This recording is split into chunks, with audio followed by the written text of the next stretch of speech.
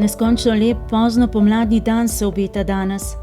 Živahen za vso družino, stran od utečene vsakdanjosti, v nidarih naravne in kulturne dediščine, v osrčju Karavank, v okrilju mogočnega stola, v rekreacijskem parku Završnica. In ja, čisto mogoče je, da tega parka ne bi bilo, če ne bi nekdo pred več kot stoletjem razmišljal o tem, kako izkoristiti več tisočletni tok ravno prav umirjenega in spet igrivega potoka Završnica, in to s plemenitim načrtom. Njegovo življenjsko iskrivo spremeniti v zeleno energijo in modro sožitje. Ali kot je na začetku prejšnjega stoletja dejal deželni odbornik, vidnejši predstavnik Slovenske ljudske stranke, ki je svoj duhovniški poklic uresničeval tudi kot zavzet gospodarstvenik, obrtniku in poljedelcu dati luč in gonilno silo za stroje. To bodi skrb dežele in občin. Že sicer je bil zaslužen tudi za preoblikovanje zakonodaje, ki je olajšala gradnjo elektrarn.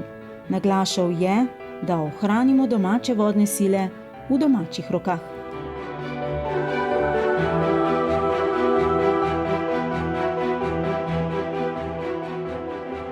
Na začetku prejšnjega stoletja, 1908. leta, se je torej porodila ideja o javni elektrifikaciji. Kranjski deželni zbor je v ta namen dal izdelati moderen in obsežen elektrifikacijski načrt. Za voljo različnih vzrokov pa se je sprva uresničila le elektrarna na Završnici. O tem, kdo je dr. Lampetu prišepnil prav potok Završnica, obstoji vsaj dve razlagi. Po razlagi časnika političnega katolicizma Slovenec je bil to inženir Dušan Sernec, elektrotehnik in politik. Spet drugače usmerjen politični časnik Triglav pa vrsto let kasneje omenja gorenjskega narodnjaka Ivana Čopa. Kakorkoli, po dobrem letu dni snovanja je politični in gospodarski list Gorenjec večkrat poročal o tem, da 10 občin radovljiškega okraja zastopa stališče, da se elektrarna ob Završnici v vrednosti dobrih 700 000 kron gradi kakor delniško podjetje občin radovljiškega okraja. Pa tudi o tem, da ima deželni odbor veliko večje načrte. Ob Završnici graditi velikansko električno podjetje, ki bo baje veljalo okrog 3 milijone kron. Ali je ta ideja samo reklama ali resna misel, pokaže bodočnost. Povabilu na sestanek zastopnikov 10 občin radovljiškega okraja sta se odzvala deželni odbornik dr. Eugen Lampe in deželni stavbni nadsvetnik Anton Klinar. Slednji je podal tehnično poročilo, v katerem je med drugim ocenil, da bo čisti letni donos približno 19 000 kron in še, da občine dobijo tudi brezplačno javno razsvetljavo. Dotaknil se je mnenje različnih strokovnjakov o ugodnosti podjetja, med drugim tudi mnenje posestnika projekta Jakoba Tobla. Ta je izjavil, da bi električna centrala z lahkoto dosegla do 1000 konjskih sil, za kar bi bilo potrebno 1200 sekundnih litrov vode. Nasprotno mnenje pa je zastopala v poročilu Kranjska industrijska družba. Da je to poročilo očividno enostransko in nalašč tako zavito, je takoj opomnil nadsvetnik Klinar. Za načrtovano napravo, ki so jo označili za vzor električnih naprav, so bile občine pripravljene vzeti posojila. Hkrati pa so izrazile upanje, da podjetje prvo tovrstno oživi v najkrajšem času. Če ne naleti na odpor onih činiteljev, ki bodo slednjič dali celemu podjetju svoje potrdilo. In so naletele na odpor. Pa vendarle, po letu dni v Gorenjcu piše o tem, da Gorenjska vendarle dobi električno centralo in to vendarle ob Završnici in to menda deželno. Vzroka vsaj dva. Urejena vsa posestvena in odškodninska vprašanja, vsaj na papirju, in višina naložbe. Završniška elektrarna je bila po projektu 5-krat cenejša kot ona na Savi, čeprav je res, da bi bila moč slednje 7-krat večja. Dozdeva pa se nam, da bo še precej Save odteklo mimo Radovljice, predno se uresniči ta projekt.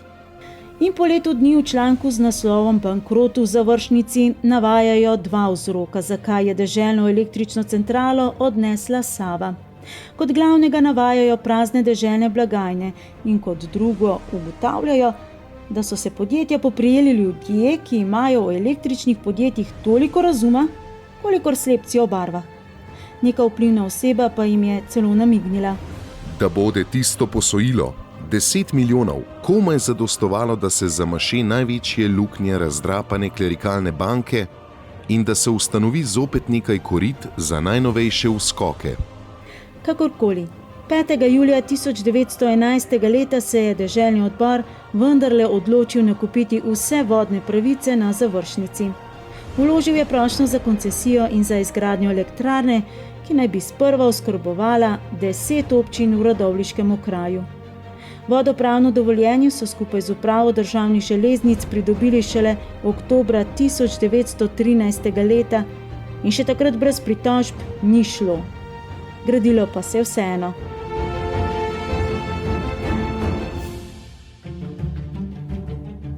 S prvimi gradbenimi deli je renomirano gradbeno podjetje Redlich in Berger začelo v avgustu 1911. leta.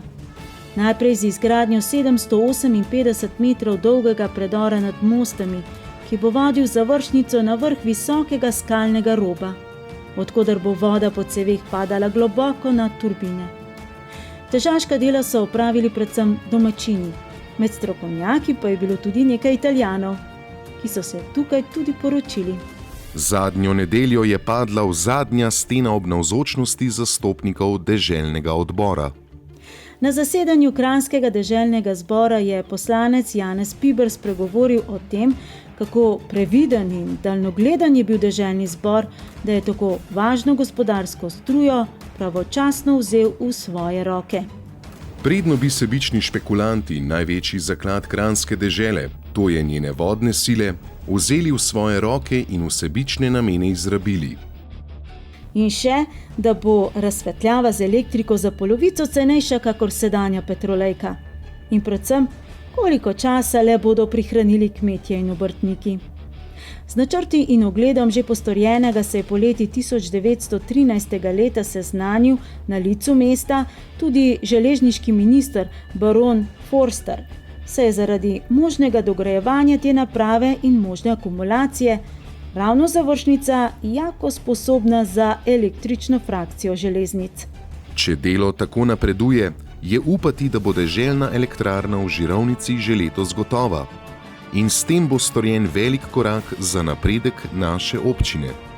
Nasprotno pa je vodilno liberalno glasilo Slovenski narod sredi leta objavilo drugačne poglede na gradnjo deželne elektrarne na Završnici in objavilo pisanje posestnika Toma Pavšarja, lastnika vodopravnih koncesij na Savi, ki dr. Lampetu očita 1 milijon kron potrošenega deželnega denarja in pa v začetku tega meseca od poljedelskega ministrstva telegrafično ustavljeno delo gradbe njegovega projekta na Završnici.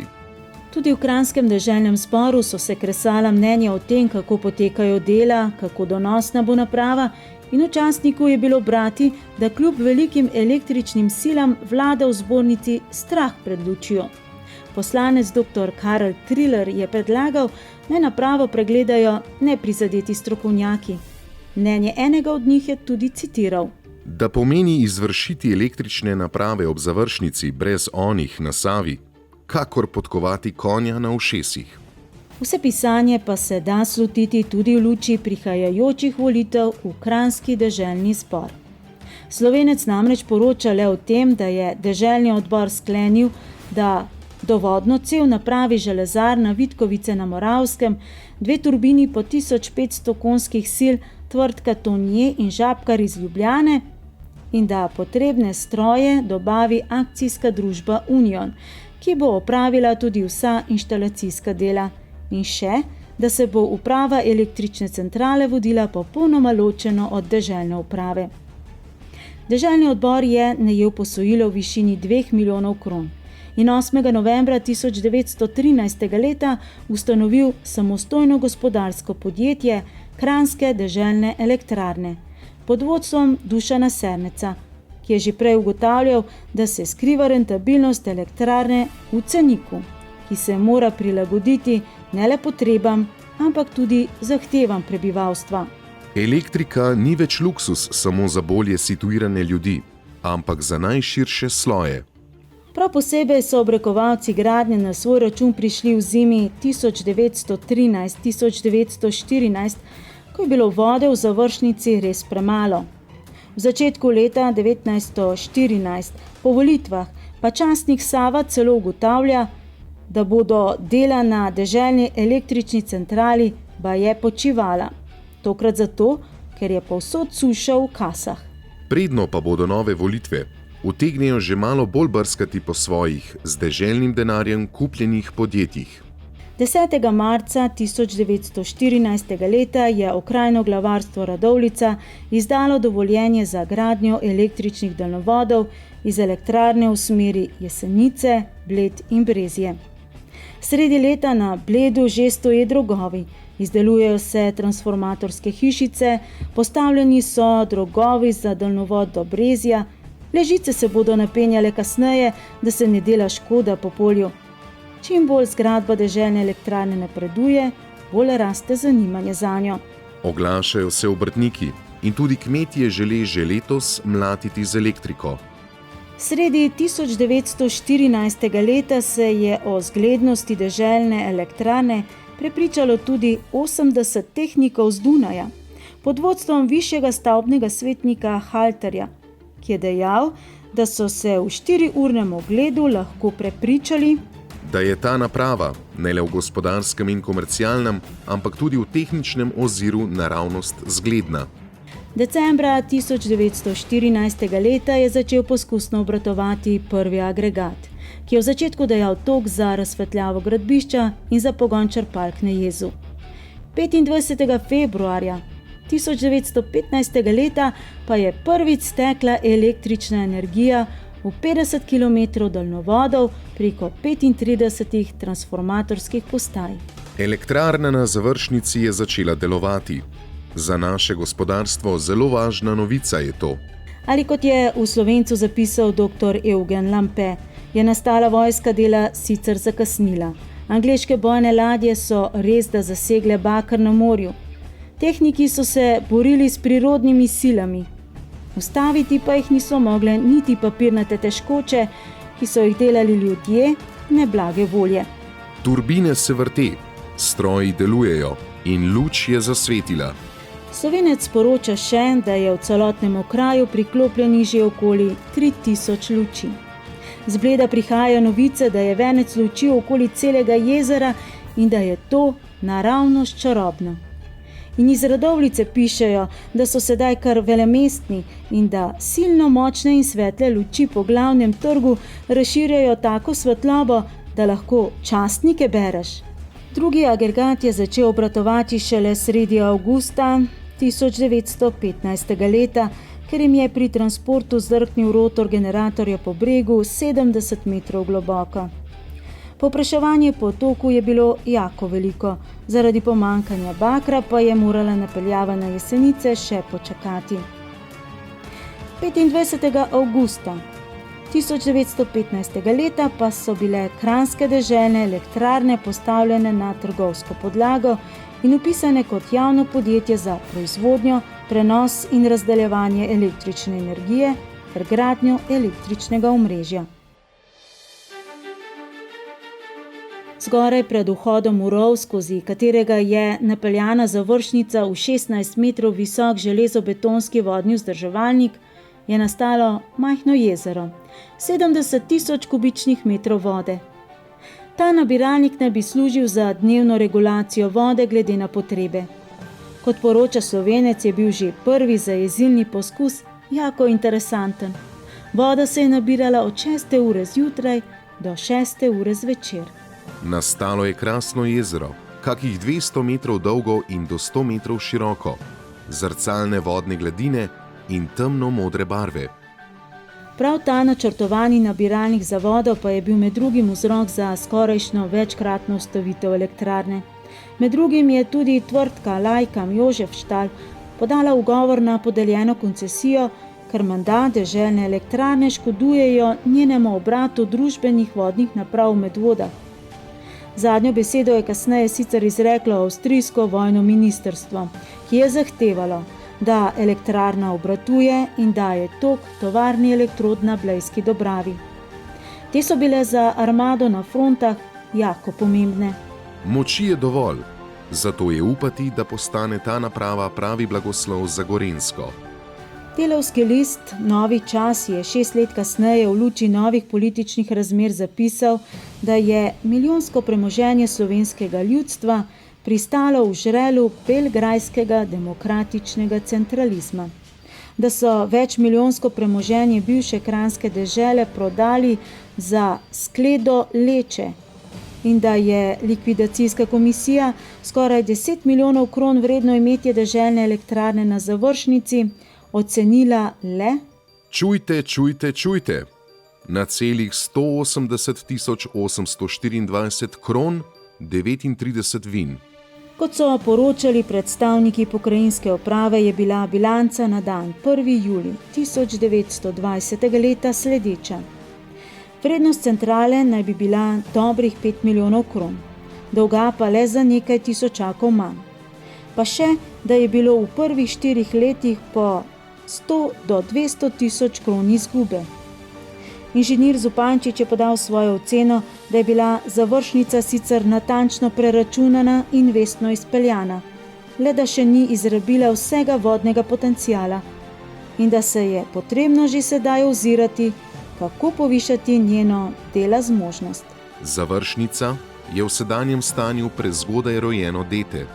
Da gre zgolj za zavajanje vlade, je bila ocena zastopnikov občin Radovljiškega okraja na shodu konec 1921. leta ob sprejemanju odločitve, da prevzamejo elektrarno pod svoje okrilje, da vlada namenoma slika tako stanje v Završnici in da jo hoče spraviti v roke banki, pri kateri bi izvestni visoki gospodje naredili ogromne profite. Če hoče kdo delati profite, naj si poišče drugi objekt, ne pa imovino cele države.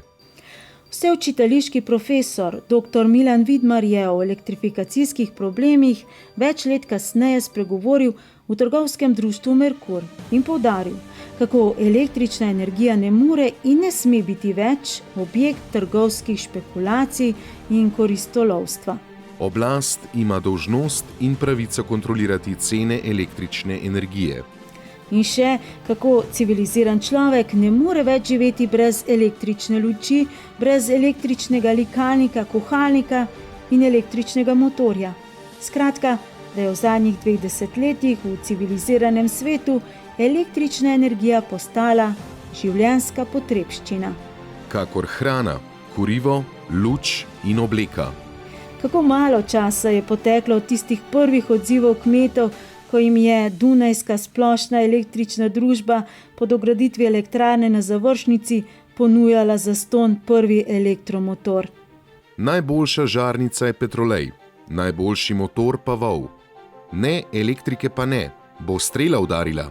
Tudi zastonj je ne maramo. Sprva je hidroelektrarna Završnica proizvajala 400 tisoč kWh na leto. Svoj proizvodni vrh pa je dosegla 1937. leta, ko je proizvedla 5 milijonov 746 tisoč kWh. Leto kasneje so v Žirovnici zgradili transformatorsko postajo in daljnovod za napetost 20 tisoč voltov. Skratka, ko je dobila povezavo z velenjsko, trboveljsko in ljubljansko elektrarno, je do popolnosti zaživela. In tudi Gorenjci niso bili več v popolnosti odvisni od včasih resda muhastega pritoka Završnica. Obdobje okupacije med 2. svetovno vojno je preživela za bodečo žico in med bunkerji. Z električno energijo je oskrbovala prebivalce Zgornje Gorenjske v vseh burnih obdobjih. Do 1945. leta pod okriljem kranjskih deželnih elektrarn, nato so z njo upravljale Državne elektrarne Slovenije, od 1965. leta dalje pa Savske elektrarne. Ob vseh okroglih obletnicah so časopisi radi obnovili njeno pestro zgodovino. Predvsem besede njenih zagovornikov, ki so se hudovali nad njenimi nasprotniki. Ti so ji kradli čast, češ da je nestanovitna in zanikrna. S 40 000 volti napetosti bo prišla v Ljubljano. Kdor se ji ne bo spoštljivo približal, se bo kakor zadet od strele zvrnil po tleh.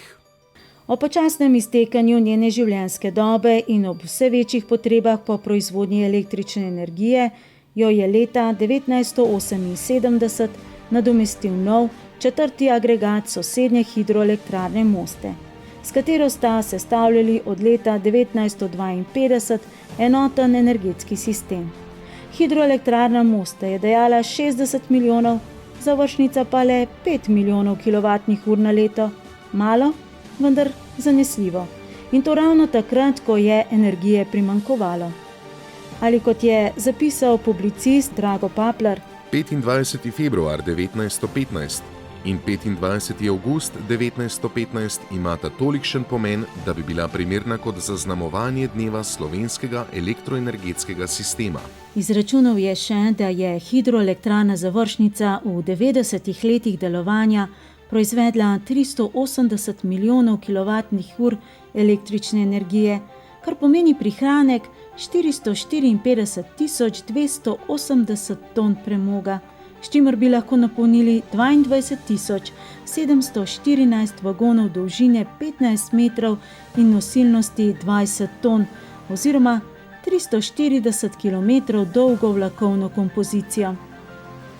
Tisto, kar posebej šteje, pa je zmanjšanje emisij ogljikovega dioksida za 321 781 ton.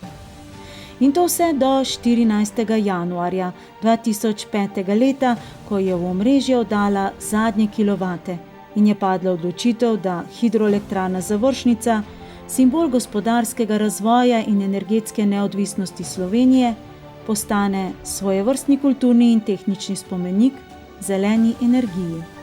V savskih elektrarnah smo trdno odločeni, da tehniško zapuščino v hidroelektrarni Završnica kakovostno ohranimo poznejšim rodovom.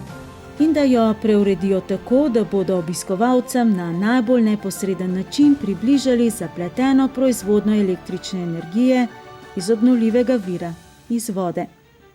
Vodni zbiralnik, vodostan hidroelektrarne Završnica s historicistično oblikovano fasado iz 1914. leta je vpisan v centralni register dediščine pod evidenčno številko 18108.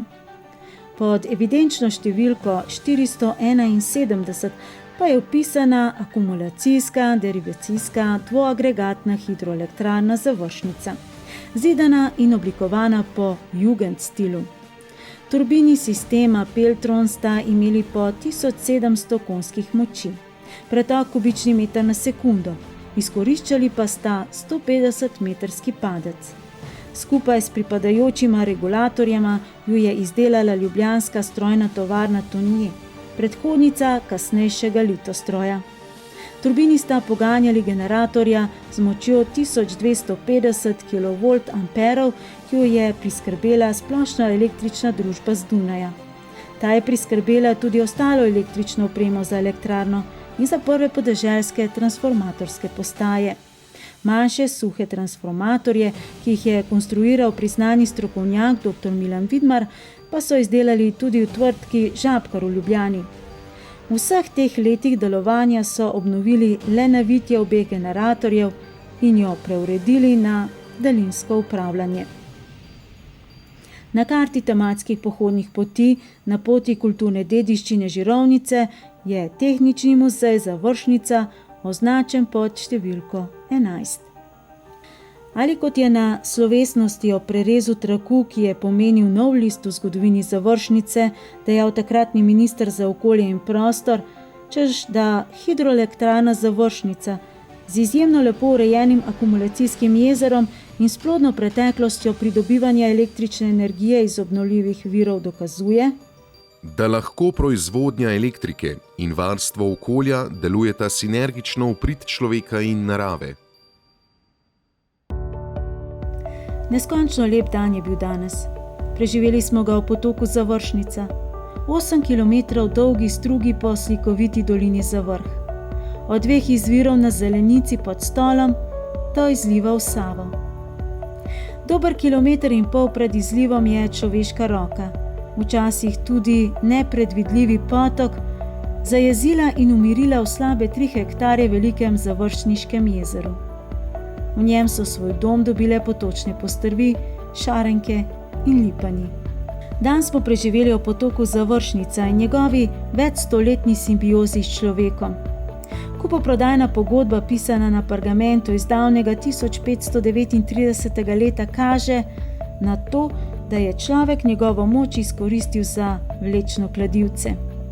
Že na pragu prejšnjega stoletja pa je Završnica pomagala 6 žagam, 3 mlinom, parketarni, kovačiji in še predilnici. Dan smo preživeli ob potoku Završnica, kjer si ob stoletnici hidroelektrarne Završnica roki podajata naravna in kulturna dediščina, šport, turizem in kultura, vse generacije. Ali kot je zapisal lokalni časopis ob odprtju rekreacijskega parka Završnica: Dolina Završnice dobiva čudovito celotno podobo.